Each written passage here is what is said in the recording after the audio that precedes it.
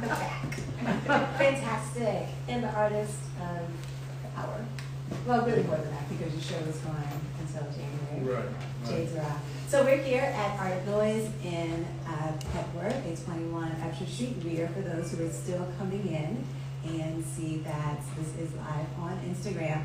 And we have the pleasure of talking with Jay Durrah today about the show Diff'Rent Strokes for Diff'Rent Folks. Let me cut my phone off. So Jay's going to handle his technology. But what if you get an important call? They'll just have to wait. They'll have to wait. Yes. See how important we are? Jay's I don't get that many calls. Oh, you're going to get that many calls. Okay.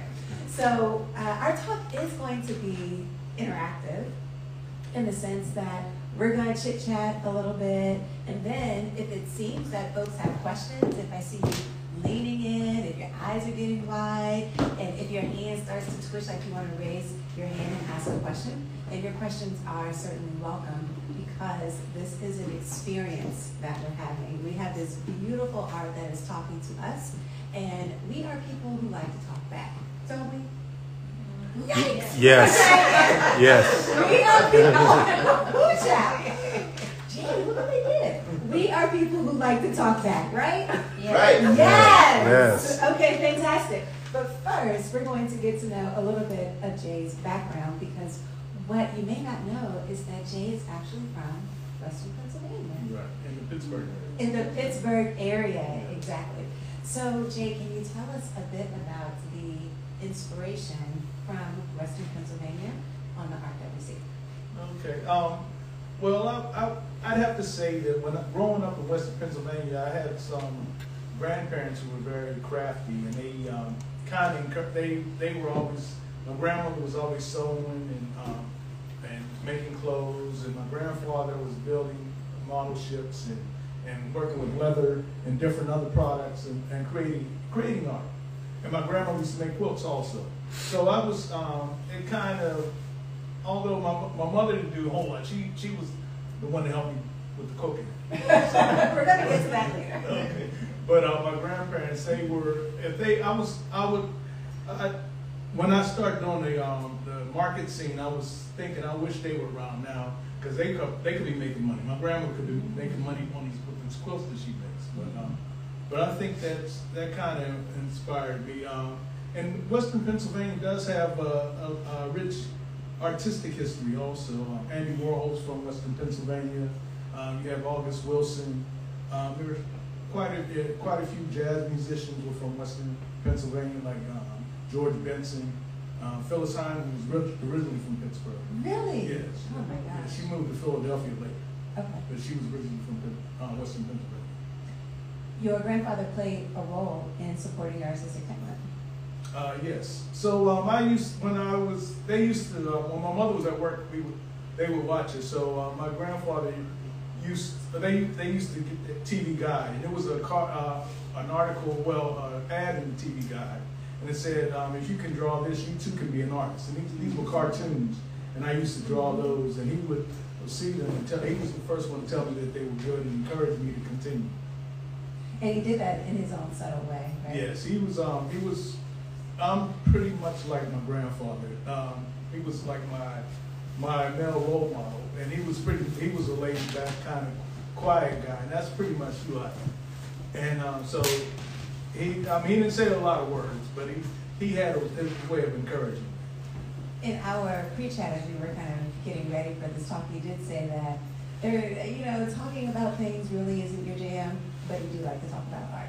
Yes, I do. I mean, things that I know about, I talk about. But I'm not a big talker. But at times you can get me going.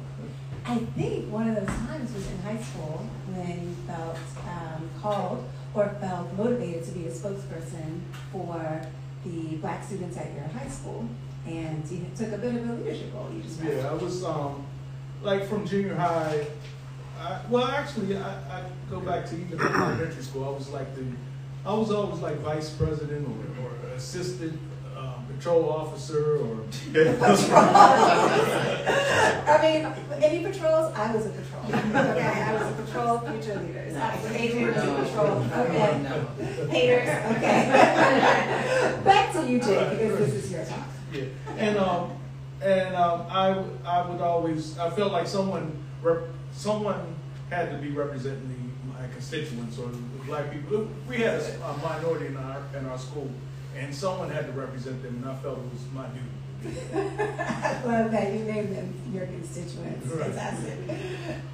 You decided to elevate that passion for political science and representation by going to Howard. We have some bison in the room. HU? Thank you. We have some bison in the room. Fantastic. And can you tell us a little bit about how the recruiter found you and how you eventually made your way down to Chocolate City? Okay.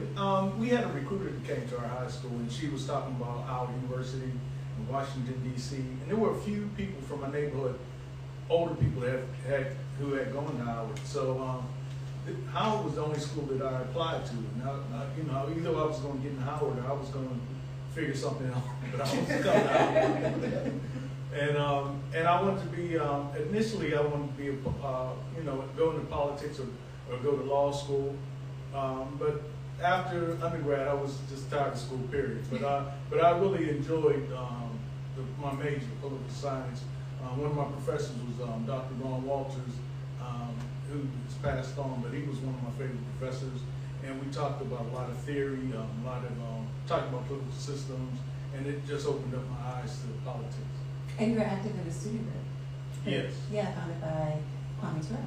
Oh yes, I was. I used to be involved with the All African People's Revolutionary Party, and I know a few other organizations. I was active in this organization called No Bucks, which was a national organization of Black university and college students. I was actually the president.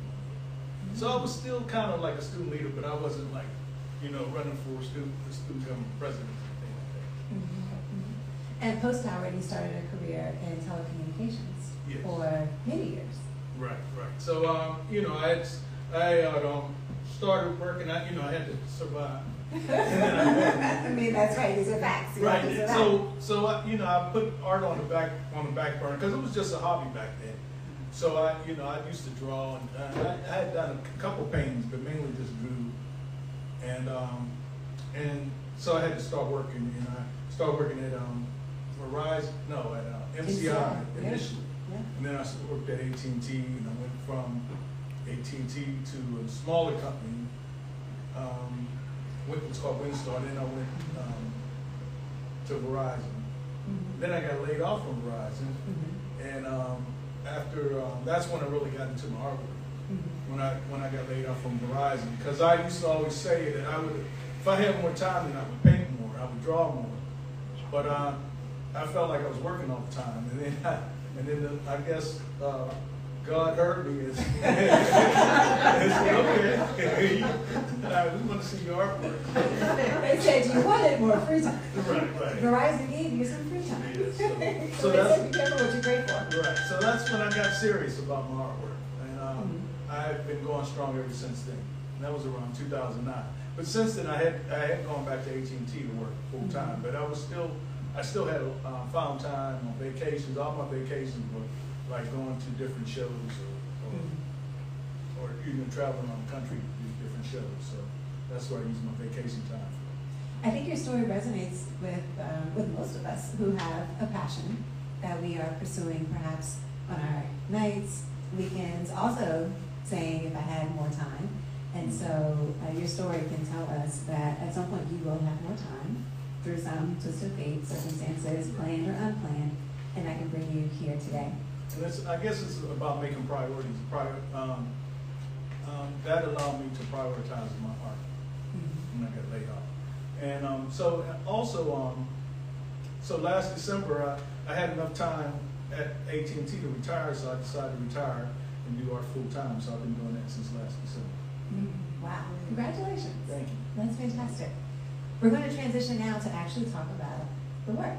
Okay. And in learning more about your academic studies at Howard and your public service as an elementary school student and high school student, it makes sense that one of your works here would be of Frederick Douglass, an incredible servant, an abolitionist, a leader.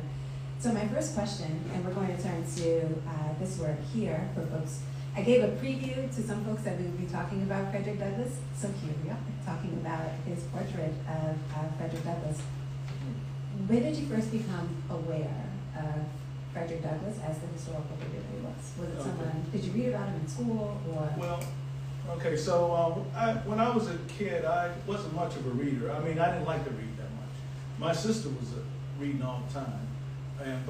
So the first, I guess I went to the library and I saw this, the narrative, slave narrative of Frederick Douglass, and that was the first book that I read from cover to cover. And so since then, he has been one of my heroes. So every time I get a chance, I try to do a painting of him. And I've done like maybe three other paintings of Frederick Douglass besides these two here. And also, it must be a hero to other people too, because I can't seem to hold on to him too long. So hopefully he's going to send them too. But he just really inspired me. His story, how he escaped slavery, and how he became a spokesperson for African Americans in this country during slavery and after slavery. And I also, what I thought was fascinating about him, I just found out recently that he was one of the most photographed individuals in the 1800s. So he was into social media before social media. That's right. That's right. We were joking that his IG feed would be full of selfies if Frederick Douglass were alive today. But there was intention behind that, behind his choice to be photographed and to be one of the most, to be frequently sitting for portraits. His intention was to represent Black people in a very dignified way, because the racist stereotypes at that time and this time were very different about how Black people were living and who we were then. So he was very strategic. He was. I know, the image of Black people that was portrayed in the media was, being Sambos and there was a lot of negativity. So, he was very instrumental in helping us to feel dignified. You include a quote in the portrait as well. The life of the nation is secure only while the nation is honest, truthful, and virtuous. Yes. So he said that at the 23rd anniversary of the emancipation, but you feel that it's relevant now in 2022. What did that quote speak to you about? Very much so. I mean, initially when I saw it, it was like right after the last election. And we had this, the ex-president was trying to say that they stole the election from him. And I'm like, so this quote, that's what I immediately thought about, was this nation is not, the direction of this nation is in jeopardy if we're going to believe these lies, if we're not honest about, what's really going on. And also, it also made me think about all this brutality in the streets and these police murders,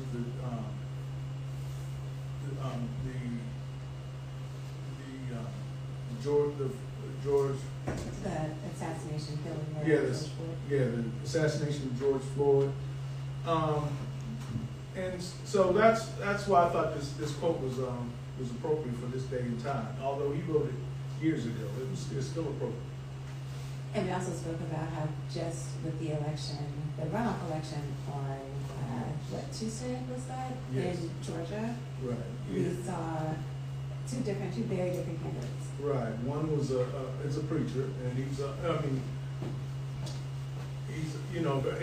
represents someone who's very honest, and then you have his opponent who's basing his campaign on, or what's come out in the campaign is he's been lying about, his girlfriend having an abortion and different things. So what type of leaders do we need?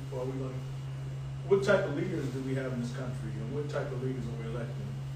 So Douglass is speaking to us, yes, even from centuries ago. Right. His words are still relevant. So Douglass embraced portraiture for the way that it dignified Black people. You also use portraiture to show the range of emotions.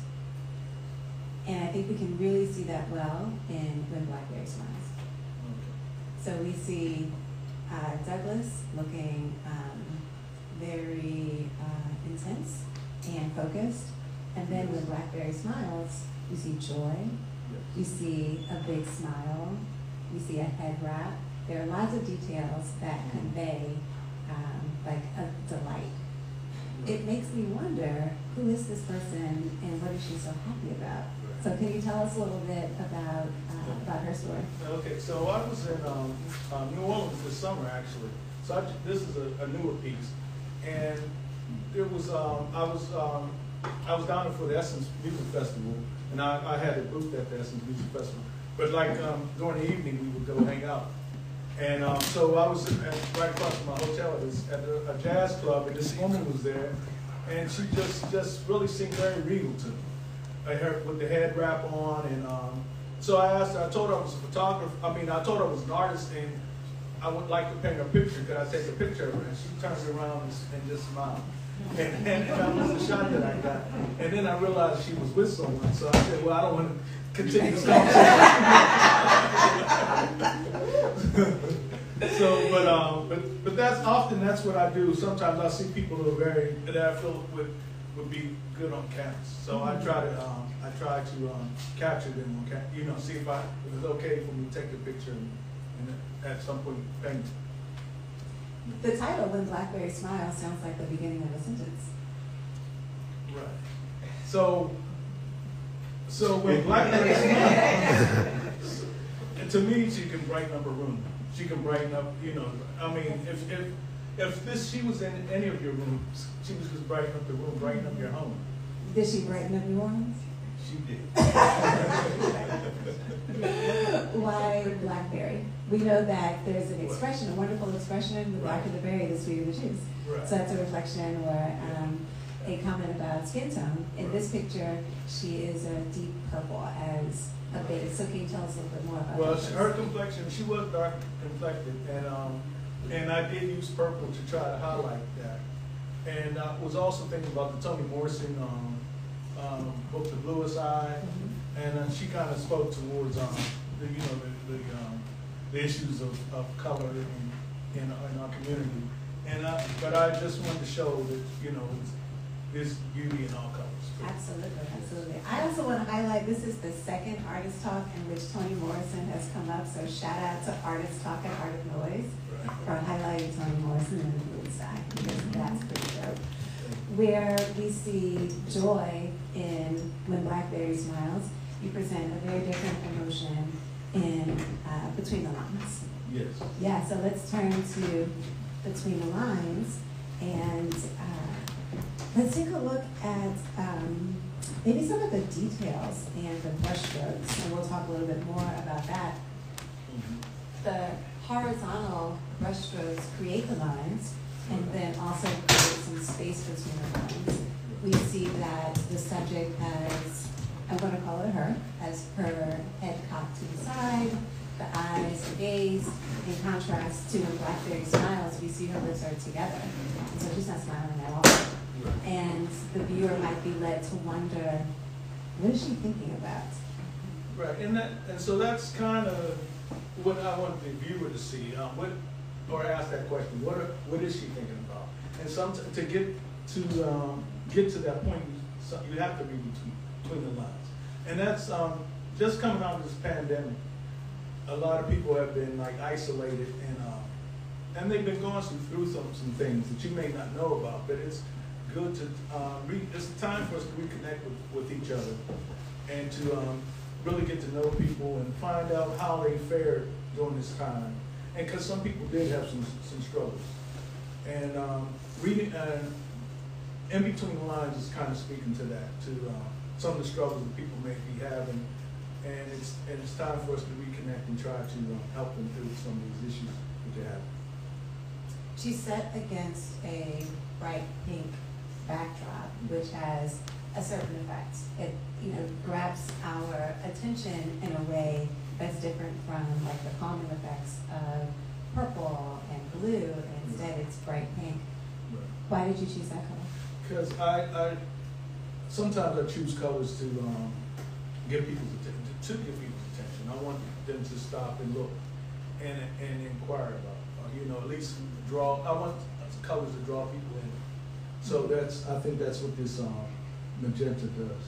Oh, it absolutely does. Doesn't it? Doesn't the magenta draw you in and provoke curiosity to say, hey, something's happening here that that we should pay attention to, and maybe we should ask, what's really going on? Like, how are you really, especially now? Yes. The two paintings remind me that art can be very healing. It can either remind us of joy, or it can invite someone to ask us, to check in, to see how we're doing. What pieces of art have helped you to either feel joy, or what pieces do you turn to when you are looking for reassurance or to be grounded? Well, I probably have to go back to some of my historical pieces and think about the lives of some of the folks historical figures that I paint, and sometimes their burdens seem to be much bigger than mine. So I'm like, if they can get through some of the things that they've gone through, and I shouldn't have any problems getting through some, my issues to me probably minor compared to some of the issues that some of these historical figures have gone through. So that helps me. Anyone come to mind? I'm thinking, like, I've done a lot of pictures of Martin Luther King and Malcolm X, and they had seemed like they've had all of our troubles on their back, the whole racist troubles on their back. So yeah, that's a great piece. And also while I'm painting, if I'm feeling some type of way, when I paint, I just forget about it. I'm just like I get into my subject and get into my strokes and what I'm doing, so it helps me forget about anything. We're going to come back to that because we're going to talk about process towards the end. Okay. We're going to close out our investigation, or our close look at paintings with Mo. Mo is a very DC expression. Was that intentional to name him Mo? Like when someone says, "What up, Mo?" It's the equivalent if you're in New York, someone would be like, "Son, did you see Mo?" Right? It is. I agree. Thank you. Thank you. Mo is the equivalent. It's like, yeah, what up, Mo? Well, that is actually a real person named Mo. He's every man. Yes. But and actually, when I did this piece, I go to like figure drawings and figure painting classes, and this was done like in a three-hour period. This was a portrait painting class, and I did that. But this was I started off with just a blank black canvas, and I didn't know. I decided that day I was going to paint, and so I use a lot of different multiple colors, and I layer my paint on top of each other to try to create my images. And one of the reasons I do multiple colors is because as humans we're made up of multiple different races, and none of us is strictly one pure race. So that kind of represents the multi-racial makeup of mankind. So I have to say that because even though his name is Mo, actually, in that it being a universal term for men here in DC, I think that it's really telling. Like, it's an accident, but it also speaks to like everybody. So that's kind of a portrait of every man, is how I look at it. I'm also really taken by the eyes. The eyes are looking past the viewer. Is that what was going on in the moment as you were painting it, or was that a choice that you made as you were painting it? Well, at the time I was painting what I saw. That's the way he was looking at us. So, this, when you're painting on a black canvas, so you have to use the black as your accent. So I find it easier to do eyes when I'm painting on black canvases for some reason. Really? Yeah. Because I've done, I used to do quite a few on black canvases, and their eyes were very expressive. Eyes had a lot of expression. So I guess just just looking at the whites in someone's eyes, you're able to capture. Oh, I see. So the contrast of the The black and the contrast, white yeah, makes contrast, it easier. yes. Got it. That's what I was trying to say. I'm here for you, Jay. We've had a great conversation about the work, and I want to invite a question. Does anybody have a question that they would like to ask about these 4 pieces before we transition to talk about process? I have a question. I noticed that there are, it looks like dashes of paint, and is that a particular form of?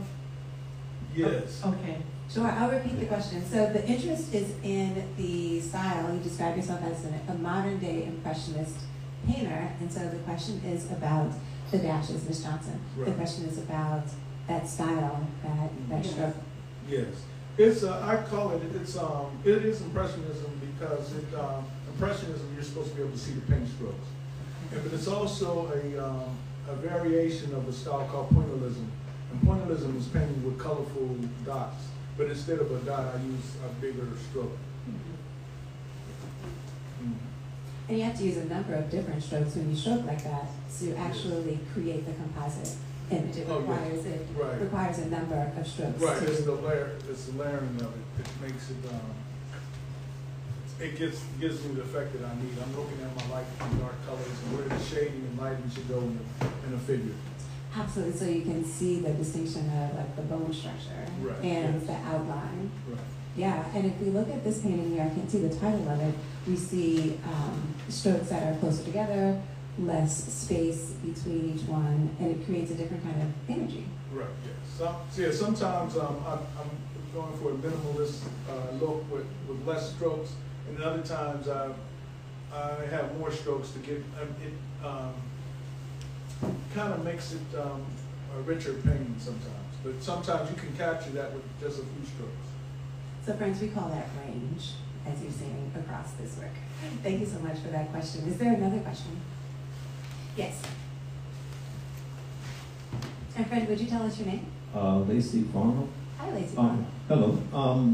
Jay, could you give us an idea of, on these 4 images that she's actually showing us, how much time is involved in this in terms of, do you do it in one sitting? Do you break it down? How does that work? Well, it depends on the number of strokes that I use. If I'm doing a minimalist piece, then it's easy. Like this one I did I did that in 3 hours, and it was like for a single setting. But generally, I would say it takes me about a month because I'm not steadily sitting there just painting.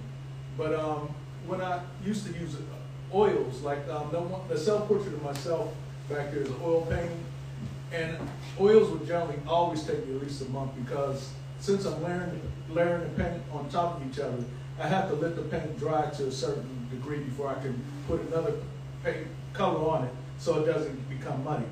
So, but with acrylics, I've been able to get acrylics done a lot faster these days. So where it used to take me about a month to do a piece, sometimes I can get it done in a week if it's a single image.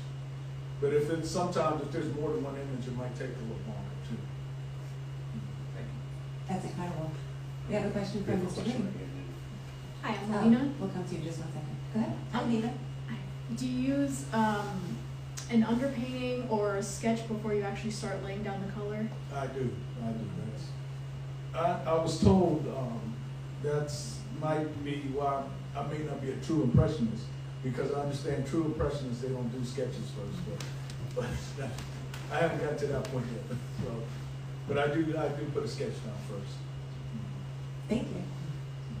I like what you had to say about whenever you get a chance, you paint a picture of Frederick Douglass. It's like a very intimate relationship. Yeah. And I'm curious about what inspires you generally to do this work. Thank you. I just look at his. You talk about Frederick Douglass in particular, or To paint generally. oh, paint generally. What takes you from where you are, just in a moment, to I'm inspired to work. I want to just put a piece together. Okay. Well, generally it's when I have a show due. AKA the deadline. Right, deadline is my best motivator. You know what I'm saying? But because that is my best motivator. Very seldom do I have time to really, I mean, I do a lot of commissions also, because since I'm a full-time artist, I do a lot of commissions, so that I have to, you know, I do have a schedule to get things done. So now it's hard for me to find time to paint what I want to paint. Ouch. And not less, so if I have a show like this, I could paint what I want to paint to put in the show. So I like to have shows where, you know, solo shows or different shows at different places, and where I'm just painting for myself. So that's kind of the differentiation right now. I hear that we're curious about process. So let's go. You have one more question? Yes, I'm sorry. Good afternoon, Jay, Tina. Hi, Tina. Good evening. So I just wanted to know what process do you go through to select your focus or your theme for your collection, like for your next collection? Like what steps do you take to get to that point? Okay, well, I have certain different interests. Like as I mentioned, I have an interest in history, so a lot of times they're historical figures. But recently, I've been doing some family historical pieces with some ancestors of mine. So also I have an interest in other art forms. So I do I've done a lot of musical pieces. I've done like jazz musicians. I've done some dancers before. And then it's just people on the street sometimes that are interesting that I think would make a nice composition. Those were fantastic questions, audience. Thank you so much for adding to our conversation here. And thank you for engaging in our talk about the work. We're going to close out with a bit more about process, and then we're going to talk about paint, because this spring can paint and it can burn. So the alarm goes off in the morning at what time? Or is there even? There's no. There's no alarm. But I wake up. No The sun alarm. wakes Okay. me up. No, but I generally get up about 6:30. So. Okay, so the birds are singing, and they say, "Jay, it's time to wake up." And Right. yeah. Okay, yeah. Take us through the day of what it's like to work on paint. Okay. Well, I have other obligations. Well, a few other obligations. Like I have to walk the dog every morning. Walk the dog. What's the dog's name? Prince. Prince. And he's an old dog. So. Okay. So old dog walking. Right. Okay. And then I come back and eat some breakfast, and I might, look through my emails to see what's going on. And, if anybody's trying to reach me, or I have any sales, or have several people that are on payment plans. We're paying. That's right. Like money. Right. Yeah. Of course. But then I work out in my basement. My studio's in my basement. I used to have a studio at another place. When I had this big project I was working on, there was a dorm called Meridian Hill, and they asked me to do like 8 large paintings. So for the lobby, this is the luxury apartments now. So I got a studio for that space because I didn't have space in my house to work on those pieces. But then when I knew I was going to be retiring last year, so after that project was over, I got rid of the studio so I could save some money. But so I work out in my basement right now, and I'll generally ask myself, what color does this painting need right now, and I do like a color at a time. And generally, whatever color I'm using, I know I have lights and darks, so I'm always mixing that color with white to get to work on. So I'm working on the dark parts of the image, and then the light parts by adding white to it. And then I move on to another color, pretty much.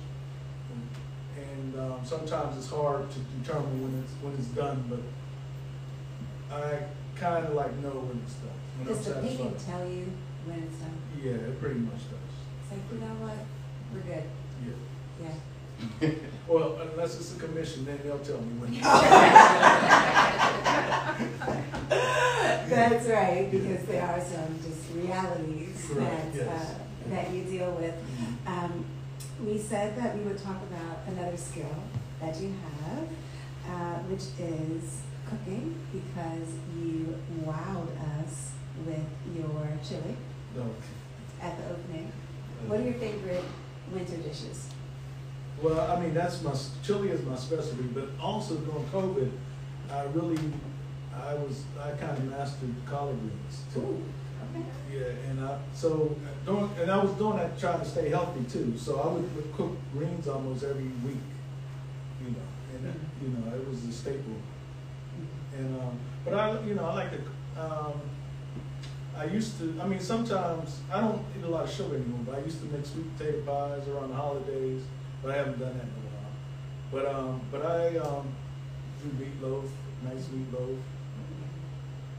But I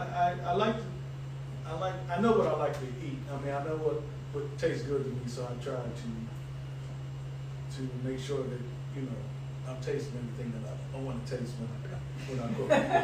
Of course.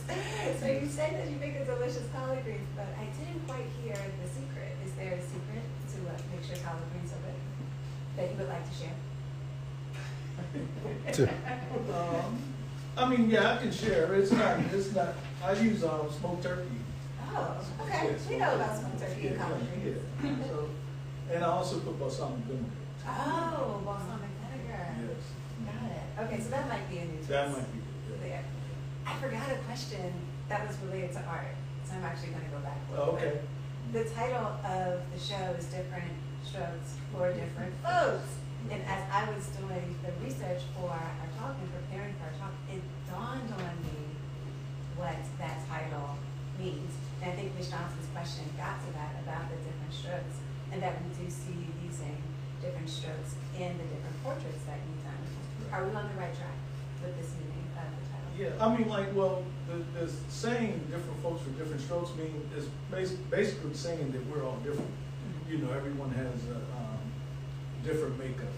And I would say about my paintings, none of them are going to be alike. They're all going to be different. Even if I use the same subject, they would still be different because my paint process would be different. My color selection would be different.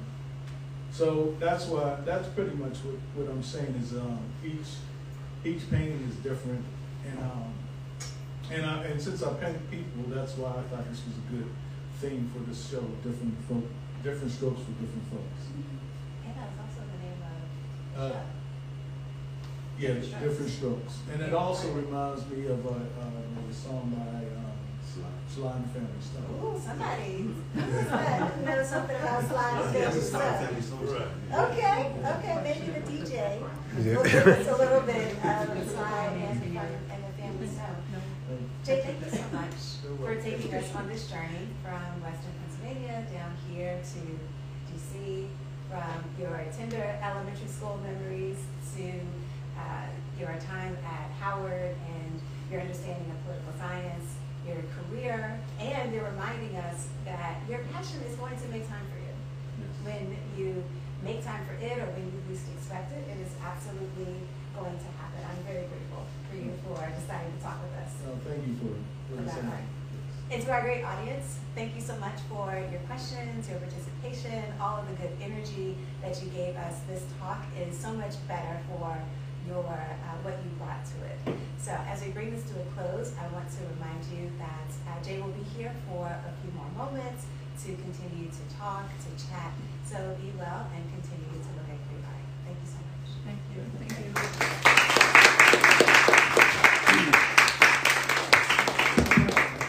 You know what? I don't know if I had it on. I think you did. You did. Okay. Yeah, I think you did. Thank you all for coming. Please give your hands a round of applause for yourself.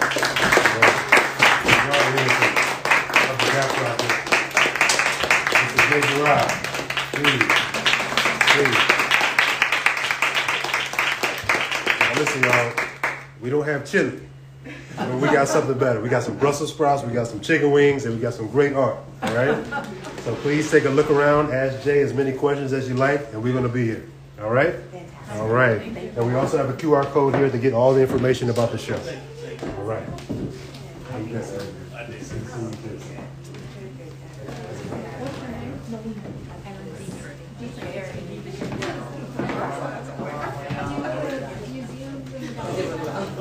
Oh, it's not that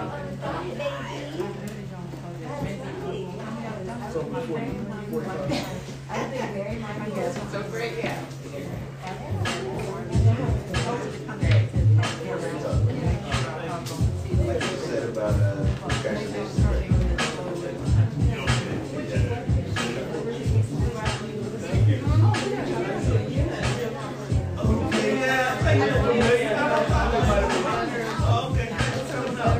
coming out, man. I know him personally, so.